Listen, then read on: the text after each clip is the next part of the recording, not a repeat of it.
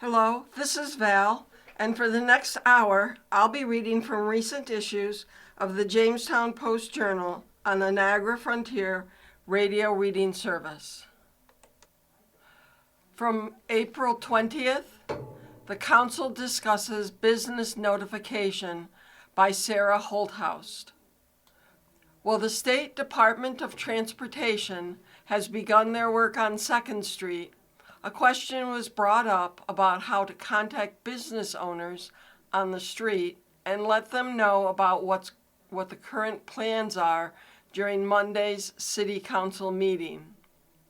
Councilman Daniel Gonzalez, Democrat at large, and chair of the Public Works Committee, mentioned the work on 2nd Street at a full work session, saying that the project is expected to take all summer long and that CATCO is going to be all over and up and down the street. Handicapped ramps, lighting, crosswalk, and overall road improvements are expected to be part of the project. It's going to be a long summer, so motorists need to take their time when going through those construction zones and be aware of their surroundings while they're working, Gonzalez said. The plan is to hopefully have the majority or totality of it done by the end of this summer, with the possibility of working into early next year at the very latest.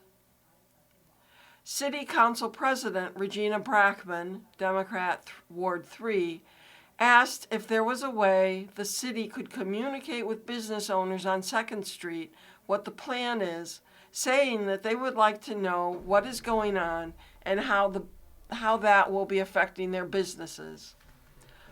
Mark Rotzer, City Public Works Director, said the best way would be to contact the DOT if they had specific questions to be directed in the right direction. Brackman asked if there was anything to be done as a city to let business owners know about the road work on their end. Is there anything as a city that we can say, hey, there's going to be road work done on your street.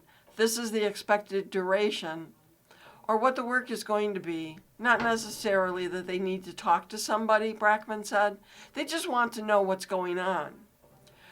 Both Mayor Kim Eklund and Rotzer noted that they do not know the exact timeline and do not have control over that aspect, but do know what the work is and where they will be working so that they could tell business owners that.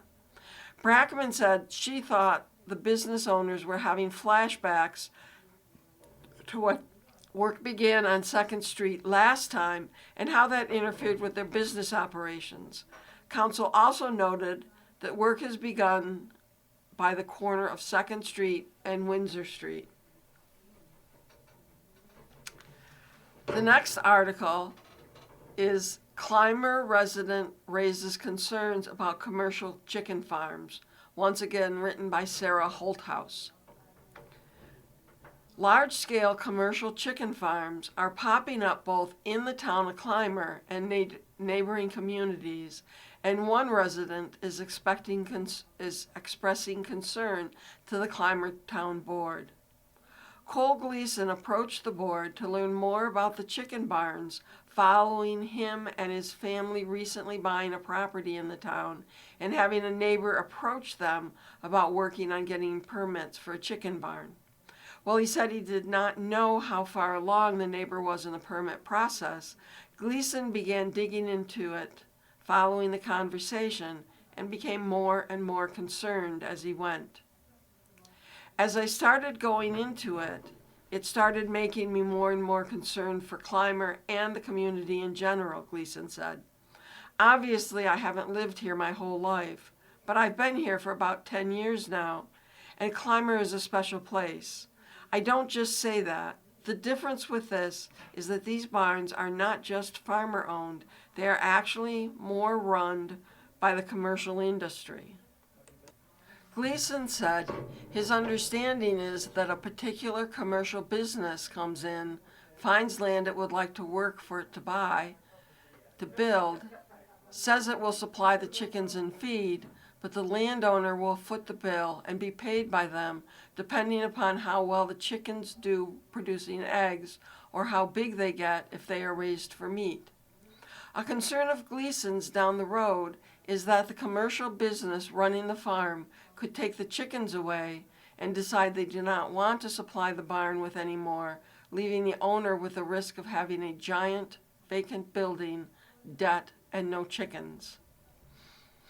Obviously, it's not our job to make decisions for people, Gleason said. They know what risks they're getting into, but I think it's going to affect more than just them. Returning to the possibility of a barn becoming a big vacant building down the road, Gleason said property values in the area will decrease, so if he decided to move, he would have a harder time getting what he wanted out of it. Another big concern for Gleason was that there are no zoning permits or requirements, meaning one of these barns could be built 10 feet from his property line. Gleason added that he is not the only one with concerns, especially as almost 3 of these large chicken buildings have been erected in both Sherman and Clymer in the past year. This includes one on Upper Road, which Gleason provided the board with a picture of. These buildings are 700 feet long or more and 60 feet wide. A lot of things will be going on with these farms, including noise and transportation of feed and animals, which Gleason said will then change the sense of community in the areas where they are built, especially as it is not a family farm. To be frank, corporate doesn't care about small-town Clymer, Gleason said. They just don't. So what are they out if all of these buildings get shut down or these businesses go out? They're not out anything. We're the ones that are having to deal with it. And I'm just saying, if 3 of these have gone up in the last year, what's it going to say 10 or 15 in the next 3? If we don't pause then, we could have 10 or 15 barns that could all go downhill fast, and we're stuck with the problem. Gleason said his overall main reason for approaching the board was to ask for a pause or moratorium on permits for these kind of barns, to look more into it and see how these types of businesses would look or affect the community going forward. The moratoriums would be similar to wind and solar, which are also large corporations coming in to try and build things. And Gleason expressed that he did not want to see Clymer turn into a large corporate business town. He also gave an example of something like a Dollar General opening downtown that would then affect all of the small town businesses there. Gleason added that his property is on Einik Road and that he would be willing to head up a committee or help look into this matter more.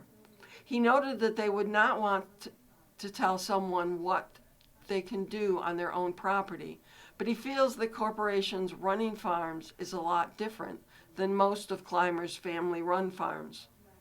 Later in the meeting, the board brought the issue back up again. The board noted that the farms would fall under agricultural use, which then waives pretty much all zoning and special use permits. That's something we can certainly discuss, Town Supervisor Brian Willink said. Other municipalities are taking the view that, like he was saying, commercial versus family farm. There's different things that can take a look at. The overall zoning code and laws for the town of Clymer were last updated in 1992. Willink added that the town's attorney has brought up needing to update the zoning laws before, especially as many things such as solar and commercial businesses fall outside the current laws. Board members agreed that it now seems to be something to try to work on sooner rather than later, as multiple things now fall outside of the current regulations. One of the large chicken barns already exists on Upper Road, as mentioned earlier in the meeting, and it was said that there had also been word of a potential one on Cherry Hill. It was also noted that there would be a lot of semi-truck traffic on roads not necessarily meant for that. I'm glad he came, Willink said. It opened my eyes to a few things.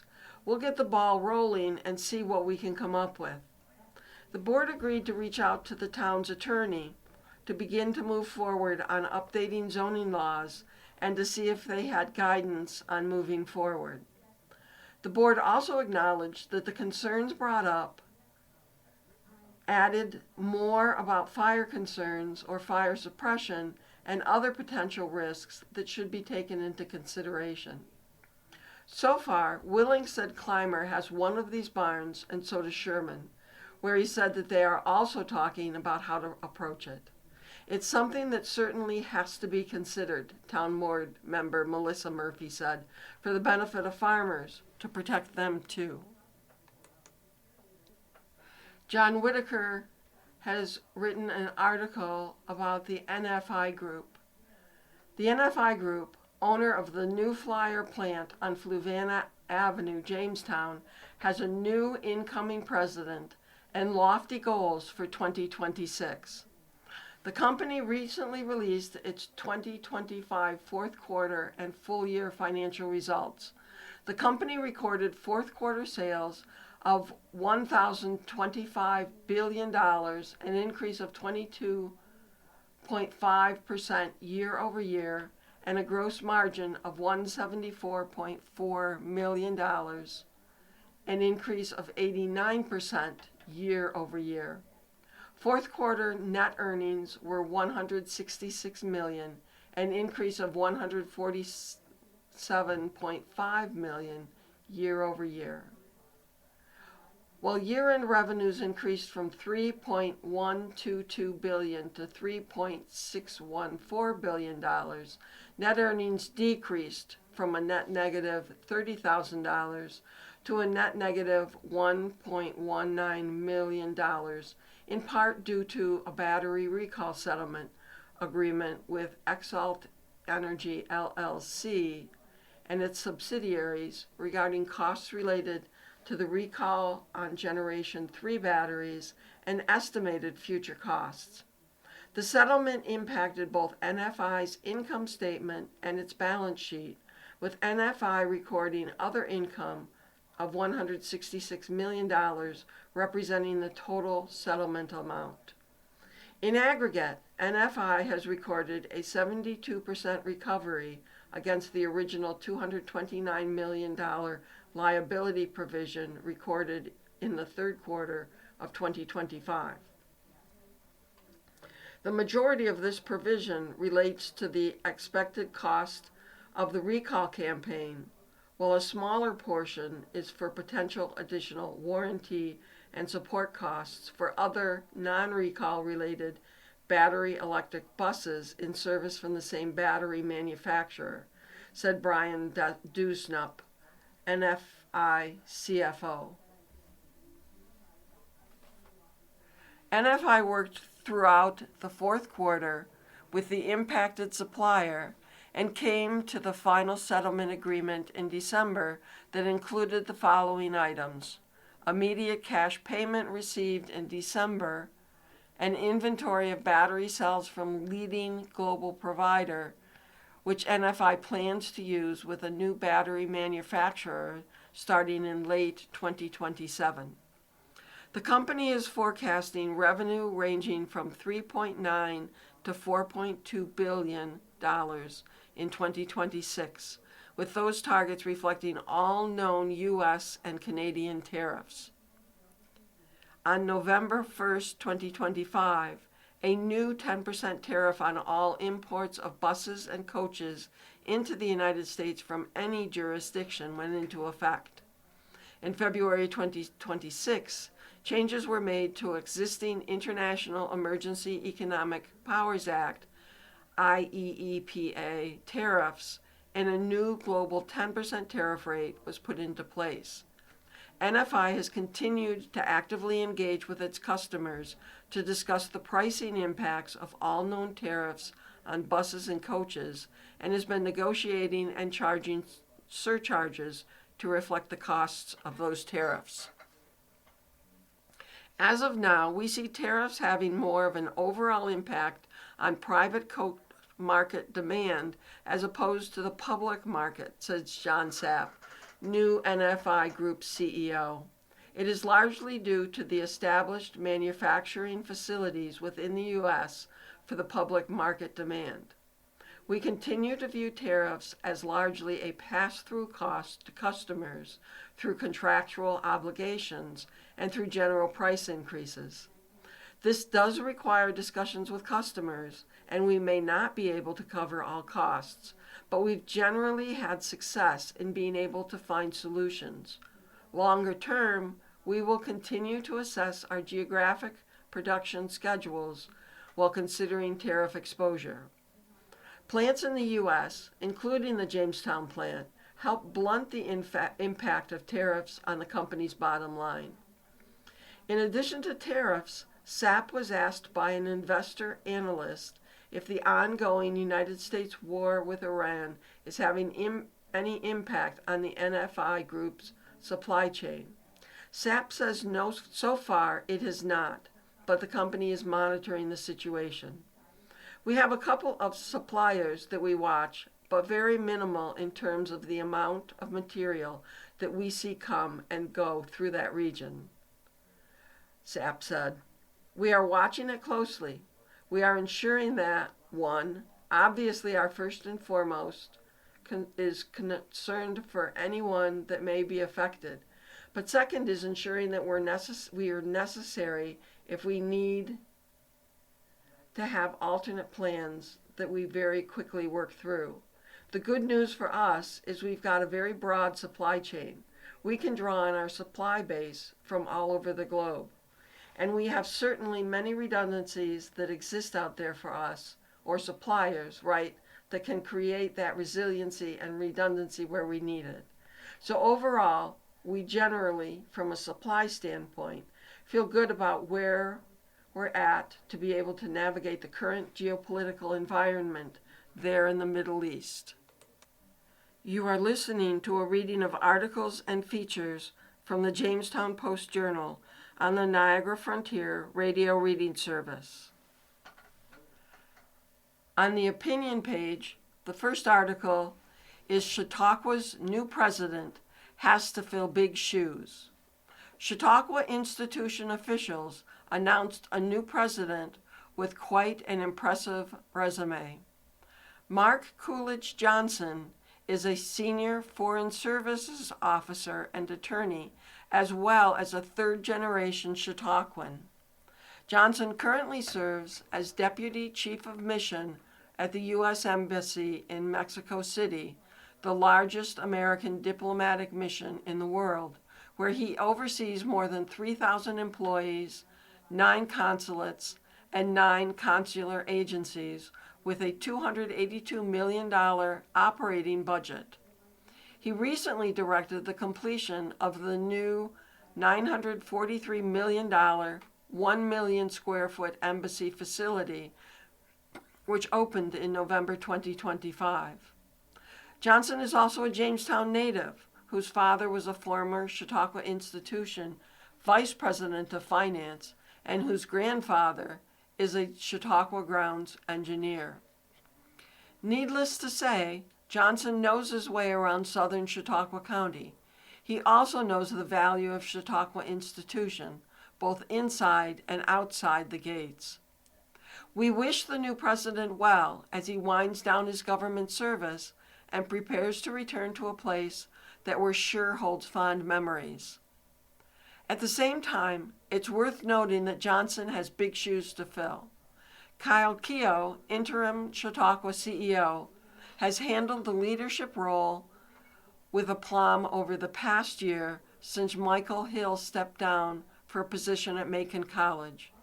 It was Keogh, along with institution board members, who led difficult discussions about right-sizing the institution's operations last summer.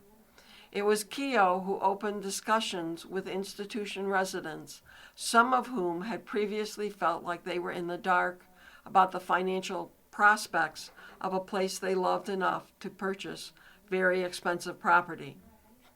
Keogh stepped into a difficult situation. He turns over to Johnson a Chautauqua institution that is in a better place than he found it last year. We hope both Chautauqua residents and those who will likely never step foot inside the institution's gate appreciate the job Keough did. Chautauqua Institution is a key economic driver in Chautauqua County, and Keough took a ship that was taking on water, plugged the leaks, and got the boat pointed in the right direction. Johnson will have a big job ahead of him. The job could have been more difficult if Keough hadn't been exemplary over the past year. Today in History by the Associated Press. On Monday, April 20th, the 110th day of 2026, there are 255 days left in the year. On this date, in 1971, the Supreme Court unanimously upheld the use of busing to achieve racial desegregation in schools. In 1972, Apollo 16's lunar module, carrying astronauts John W. Young and Charles M. Duke, Jr., landed on the moon.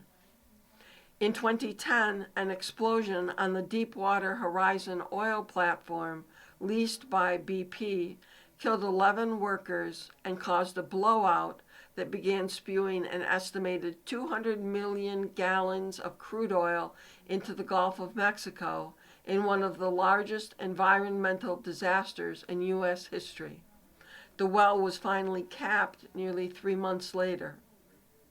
In 2021, former Minneapolis police officer Derek Chauvin was found guilty of murder and manslaughter charges for the killing of George Floyd. Chauvin was later sentenced to 22 and a half years in prison. In 2023, SpaceX's giant new rocket, the biggest and most powerful ever built, exploded minutes after blasting off on its first test flight from South Padre Island, Texas, and crashed into the Gulf of Mexico. The nearly 400-foot Starship carried no people or satellites. Under the region section of the Post Journal, Chautauqua and Mayville to host Arbor Day tree plantings. On Friday, April 24th at 10 a.m., the town of Chautauqua will hold an Arbor Day celebration and planting at the Chautauqua Municipal Building, 2 Academy Street, Mayville. Town Supervisor Don M. Hart, County Legislature Marty Proctor, State DEC Forester 1 Rick Silvestro, and guests from the Chautauqua County Watershed Conservancy and Mayville Tree Advisory Committee will be on hand to speak and help plant a red sunset maple. Also on Friday, April 24th, the Village of Mayville will hold its Arbor Day celebration and planting at the Hometown Heroes Monument in the Mayville Cemetery, Chautauqua Street, Mayville, at noon. The ceremony will include words from Mayor Richard Syper, Marty Proctor, Rick Silvestro, and others. A pink flare cherry tree will be planted. Both events are free and open to the public, and there will be drawings for trees and giveaways. South Dayton's annual giant rummage sale at the South Dayton Fire Department's Activity Hall on 34 Maple Street will be held Friday and Saturday, May 1st and 2nd. Hours are 9 a.m. to 5 p.m. May 1st and 9 a.m. to 2 p.m. on May 2nd, with a bag sale starting at noon May 2nd. There will be a bake sale both days. Clean donations, with exceptions, will be accepted at the Fire Hall on Monday, April 26th from 1 to 4 p.m. and Monday and Tuesday, April 27th and 28th from 9 a.m. to 4 p.m. For more information, please contact Jenny at area code 716-410-1111 1739. The Bemis Point Library will host an open house from 10 a.m. to 4 p.m. on Saturday, May 2nd at the library, 13 Main Street, Bemis Point. The open house will include a tour and refreshments. The public is welcome to attend. The Levant Cemetery Association will hold its annual meeting at 7 p.m. Monday, May 4th in the Levant Wesleyan Church, room 200. All lot owners and anyone interested in the maintenance of the cemetery are welcome to attend. Master teachers to screen film. The State Master Teachers Program, Western New York Region, is offering a screening of the award-winning documentary, Counted Out, on May 6th at 6:30 p.m. at the Robert H. Jackson Center. The film addresses the intersection of mathematics, literacy, social justice, civics, and democracy.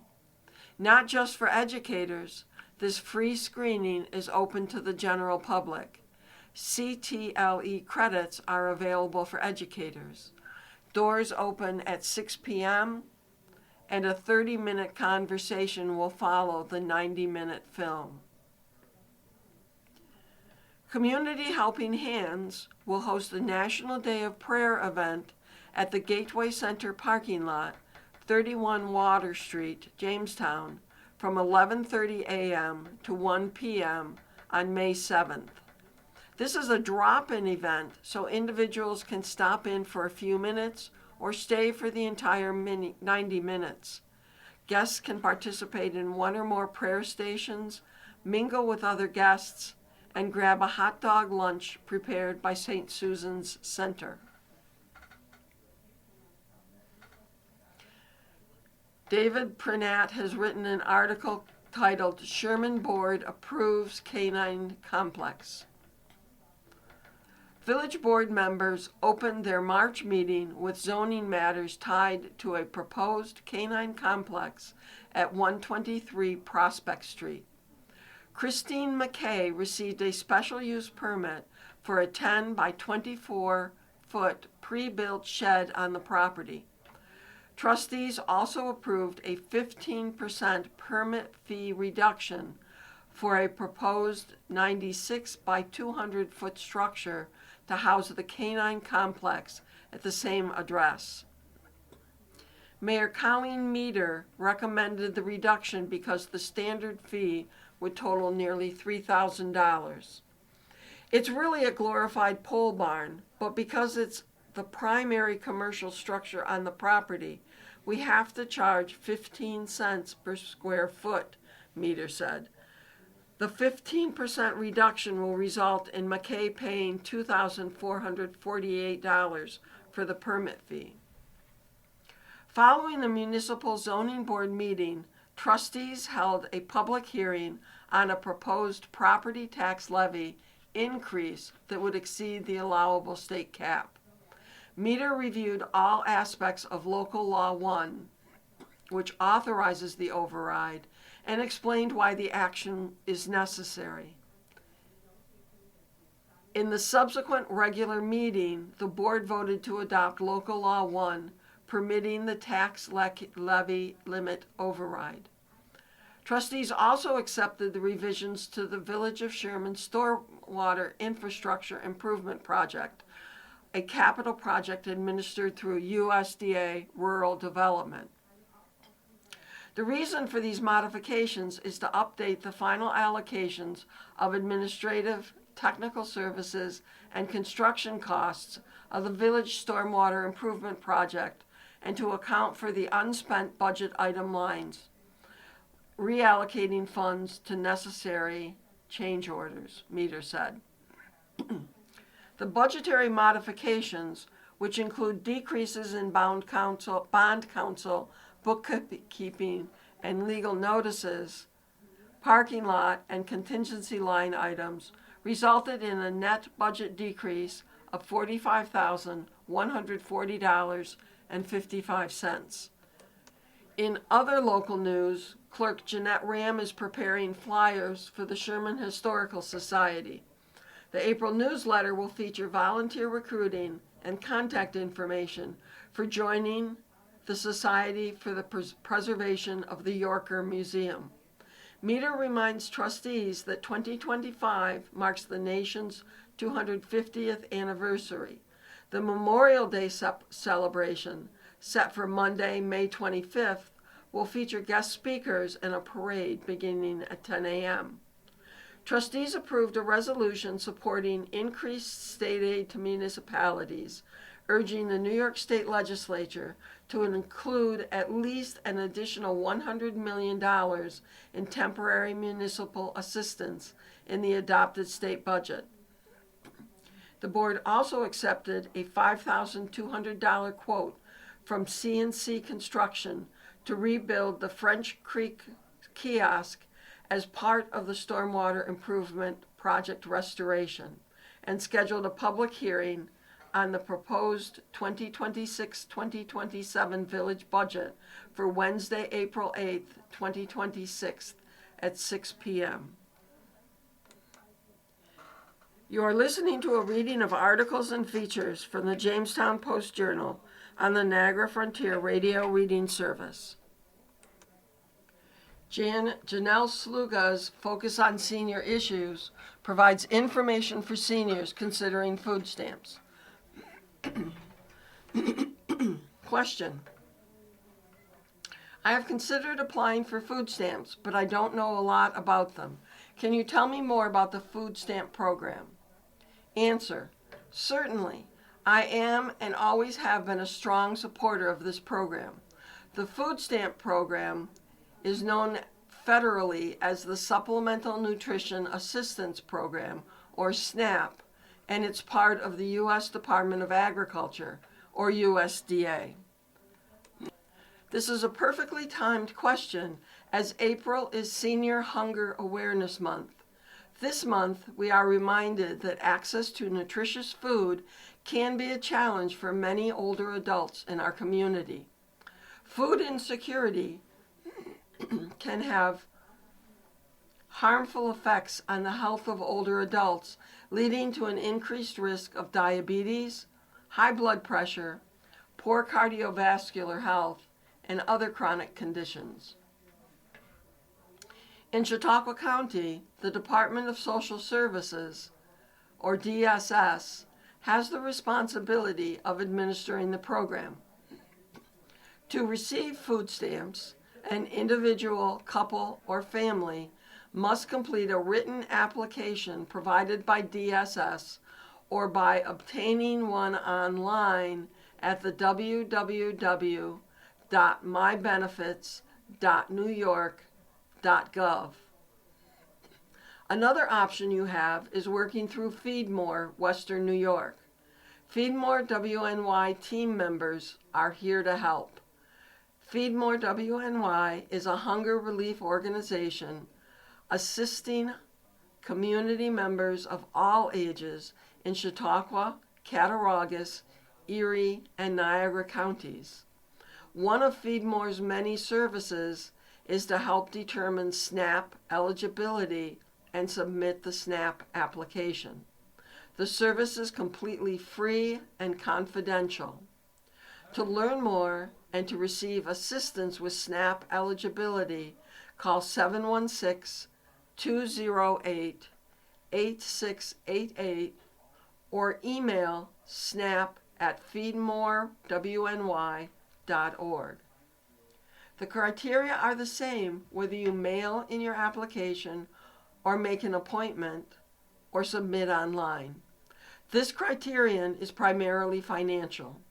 Your income must be less than the cap for benefits and have proof of your income, assets, and expenses.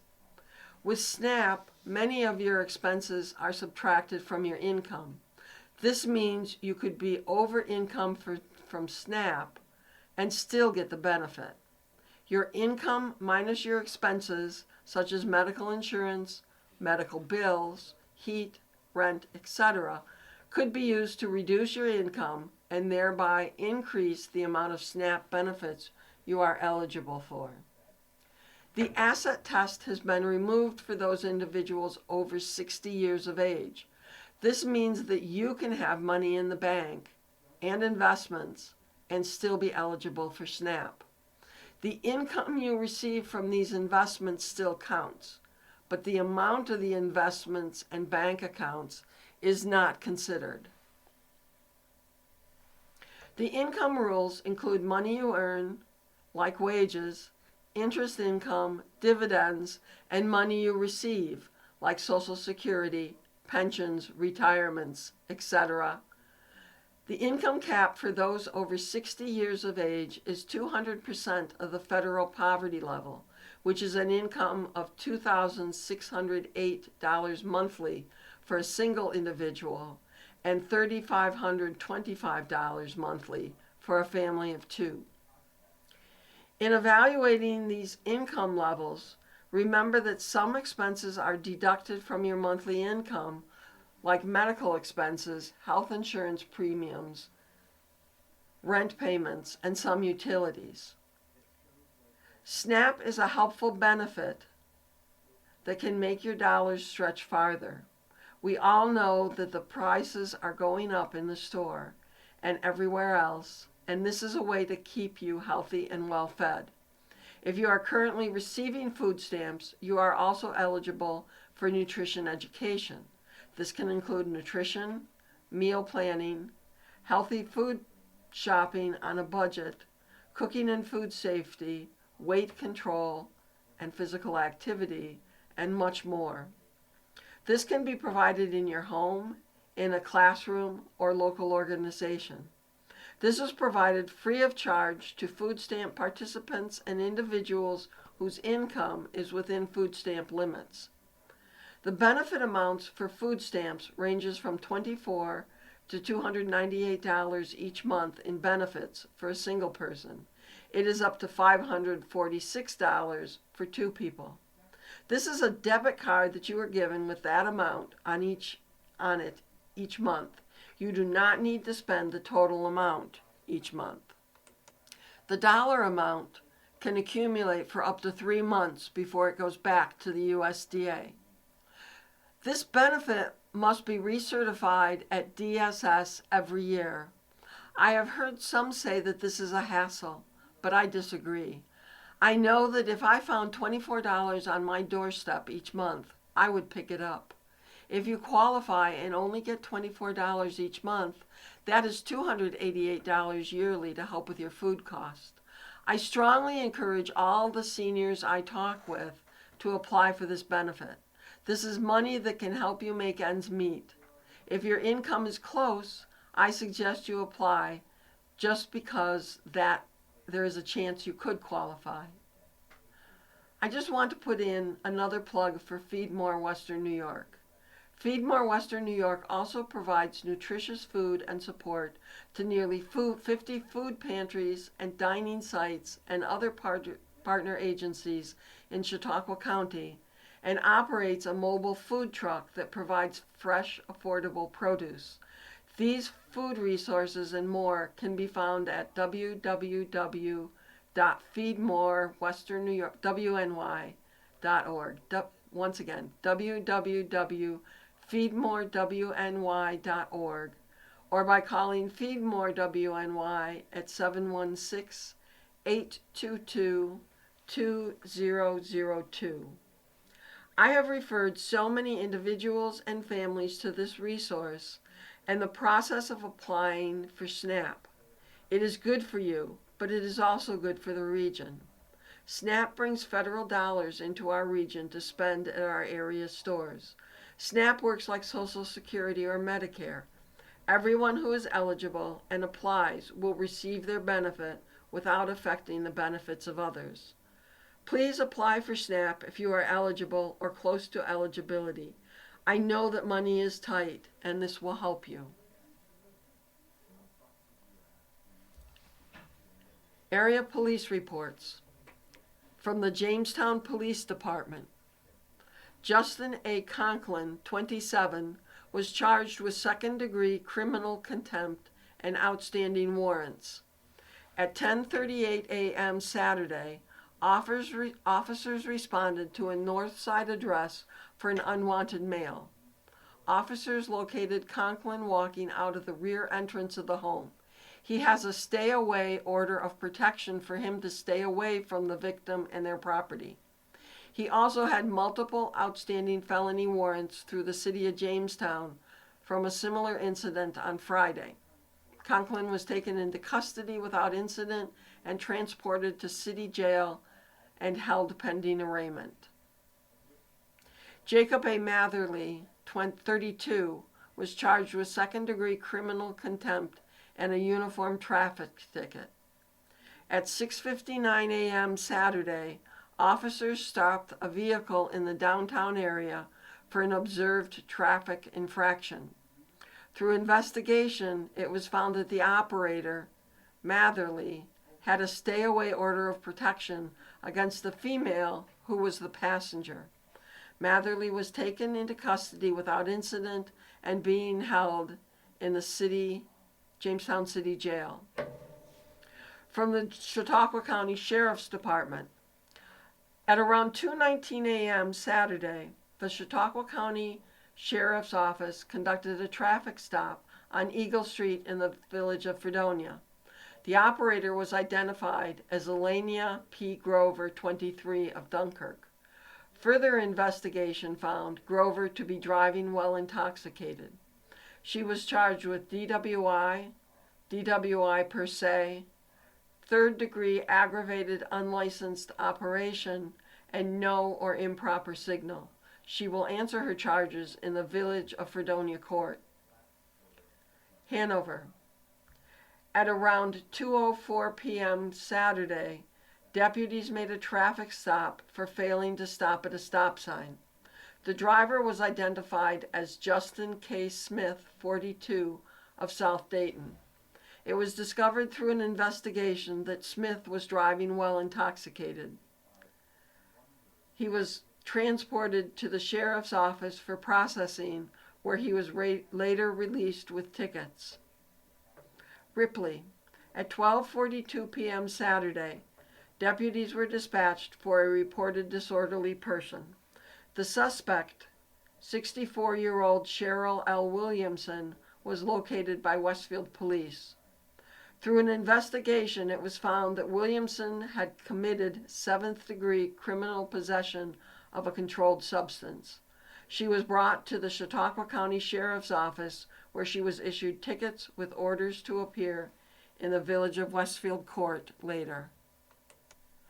There are 2 obituaries in the April 20th Post Journal. Christine K. Southwick, 71, of East Randolph, passed away unexpectedly on Friday, April 17th, in Erie, PA. Chris was born on December 22nd, 1954, in Bradford, PA. She was a lifelong resident of Randolph. She graduated from Randolph Central School in 1973. She married her soulmate, Reagan, or Rick Southwick, on June 8, 1973. Chris was previously employed by the Resource Center, where she retired in 2021, along with People's Pizza in Randolph and Master Carvers in Jamestown. Chris was loved by everyone who had the pleasure of meeting her. She loved cooking for and feeding an army. Her grandchildren were her life. She loved going on shopping trips, playing Monopoly Go. Summertime family barbecues were also among her favorite things. Surviving is her loving husband, Rick Southwick of Randolph, 3 daughters, Catherine Gnomes of Celeron, married to Troy, Jennifer Davis of Enfield, Connecticut, married to Scott, and Tiffany Granger of Randolph, married to Josh.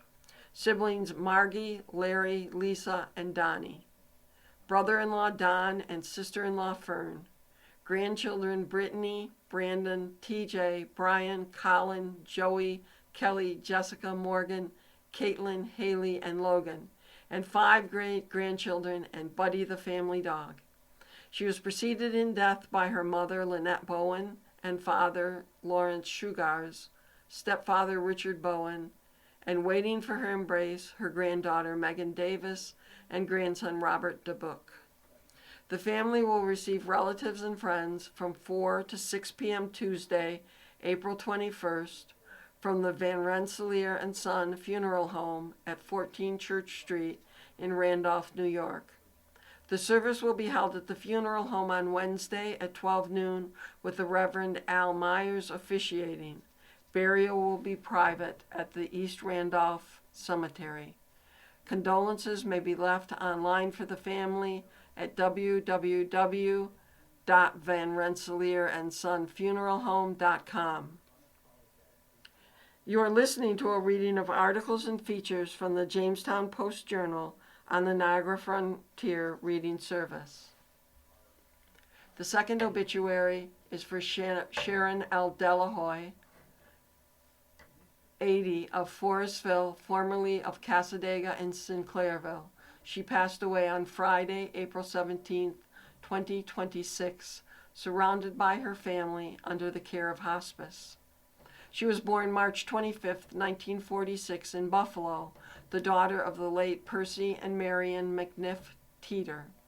Sharon attended Cassadaga Valley High School and in earlier years was employed by Trucklight in Falconer. She enjoyed spending time with her family and was a member of the Cassadaga Post 1280, American Legion Auxiliary, Sinclairville Fire Department Auxiliary, Cold Springs Fire Department Auxiliary, and a life member of the Ellery Center Fire Department and Auxiliary. She had attended Kabob Gospel Tabernacle Church. Sharon will be remembered for always helping others and lending a helping hand to anyone in need. Surviving are 3 sons: Scott Delahoy of Randolph, married to Missy; Michael Delahoy of Ellery Center, married to Cindy; and Todd Delahoy of Erie, PA. Her companion, Jimmy Hendrickson Jr. of Forestville; numerous grandchildren, numerous great-grandchildren; a brother, Richard Teeter of Jamestown; and a sister, Tina Swineford of Panama. Besides her parents, she was preceded in death by her husband, Floyd E. Delahoy Sr., whom she married October 26, 1963, and who died February 24, 1993. She was also predeceased by a son, Floyd E. Delahoy Jr., who died June 25, 2021, a granddaughter, Ashley Cook, great-granddaughter, Anna Marie Christie, a brother, Thomas Teeter, 2 sisters, Judy Mowry and Tracy Higgs, and her best friend, Wade Terrell. The funeral will be at 1 p.m. Friday in the Falconer Funeral Home. Reverend Mark Hansen will officiate, and burial will be in Pine Hill Cemetery, Falconer. The family will receive friends from 5 p.m. to 8 p.m. Thursday at the funeral home. Memorial contributions may be donated to Chautauqua Hospice and Palliative Care, 20 West Fairmount Avenue, Lakewood, New York, or to Cold Springs Fire Department, 2603 Route 394, Steenburg, New York, 14785. Visit our website at www.falconerfuneralhome.net to send a message of condolence. In state and local news, Lucas West to provide insight into the voice experience. Join Lucas West and mentors, faculty James Harrington and Dr. Nick Weiser to hear about his experience on The Voice. The event is slated for Thursday from 5:30 to 7 p.m. in Mason Hall, room 1075, and it is open to the public. Lucas, a senior in the Jazz Study program and a participant in the Honors program, will address his preparation for the experience and what's in store next for him. A short panel discussion will be followed by a Q&A. The program will be capped off by a performance and reception. Department sponsors include the College of Music, Theater, and Dance and the Fredonia Honors Program. The event sponsors include the Steinberg Honors Endowment held by the Fredonia College Foundation and the College of Music, Theater, and Dance. Dr. Sarah Hamilton noted, as interim dean of the College of Music, Theater, and Dance, and on behalf of my colleagues and students, we are excited to see Lucas move forward with his dreams. We are so glad to have been able to support him in this journey, and so very proud of all the work he has put in and the very talented artist he has become. Dr. David Stringham, the former dean of the CMTD and who first welcomed Lucas to Fredonia, would be thrilled. Dr. Natalie Gerber, coordinator of the honors program, noted, "Watching Lucas on The Voice reminds us how to be present, grateful, exuding joy at the privilege of our hard work, our own and our mentors, that has prepared us for this moment. What the world is discovering is the Lucas we know, someone who celebrates everyone's success and who elevates experiences by the quality of his attention. Thank you, Lucas, for being part of Team Honors and Team Fredonia."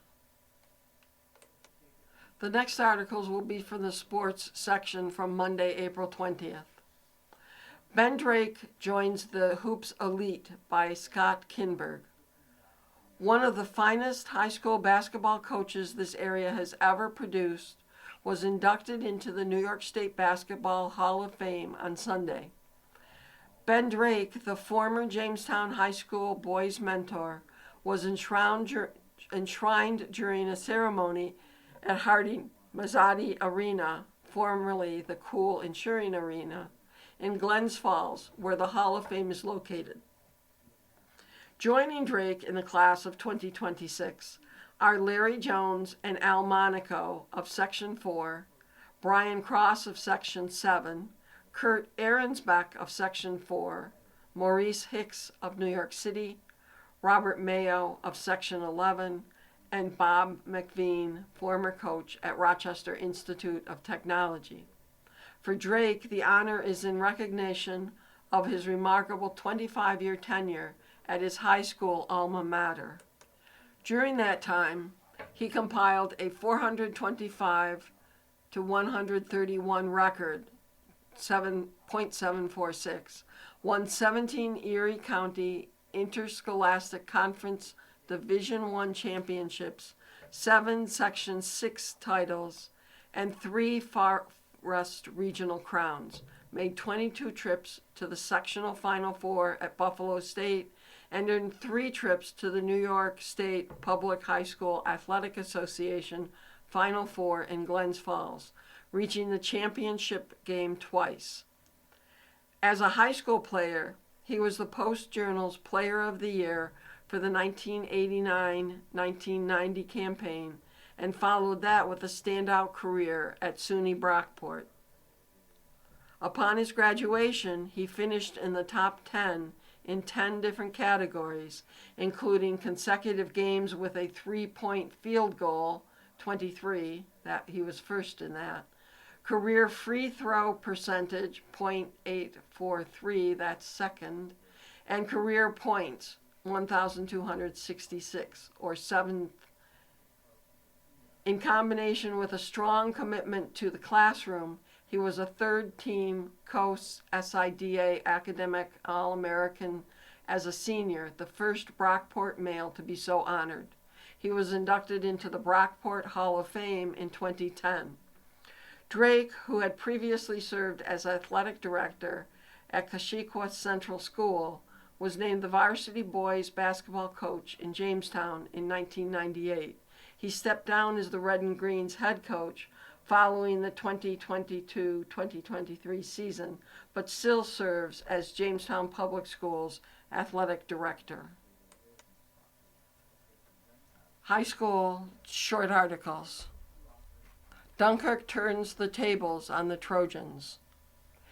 Anthony Pede's single in the bottom of the 7th inning scored Arias Chivera's with a winning run as Dunkirk edged Southwestern 1-0 in walk-off fashion at a Chautauqua Cattaraugus Athletic Association Division I baseball game on Saturday. Petey's heroics made a winner of the Marauders pitcher, Anthony Cosme, who allowed just 2 hits, struck out 9, and walked 2 in his complete game effort.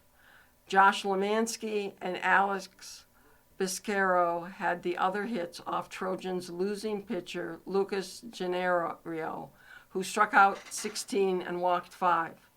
Oscar Harris had a double, and Michael Rambacher added a single for Southwestern. Dunkirk, which suffered a 5-4 walk-off loss to the Trojans on Friday, improved to 2-1 overall and 1-1 in the division. Bianco tossed a no-hitter against Cattaraugus Little Valley. He was pretty good at the plate, too. Added together, his efforts helped Faulkner post an 11-0 victory in 5 innings in a Division III game. Bianco struck out 8, walked 2, and helped his own cause with a base hit and 2 RBIs. Eric Stenstrom added a double and an RBI, and Griffin Knopp also belted a 2-bagger for the Golden Falcons. Caleb Aguiar took the loss for the Timberwolves. The Cards prevailed in Randolph. They needed 5 innings to down North Collins 17-6 in a Division III game. Kevin McElwain, Bryson Pitts, and Aiden Taylor, who got a double, all had 2 hits. Logan Briggs and Zachary Lindquist both had a double. Briggs drove in 3 runs, and Reagan Smith had 2 RBIs in support of winning pitcher Hunter Foster. M. Colin had 2 RBIs and smacked a double for North Collins. You've been listening to a reading of articles and features from recent issues of the Jamestown Post Journal. Your reader has been Val. Thank you for listening.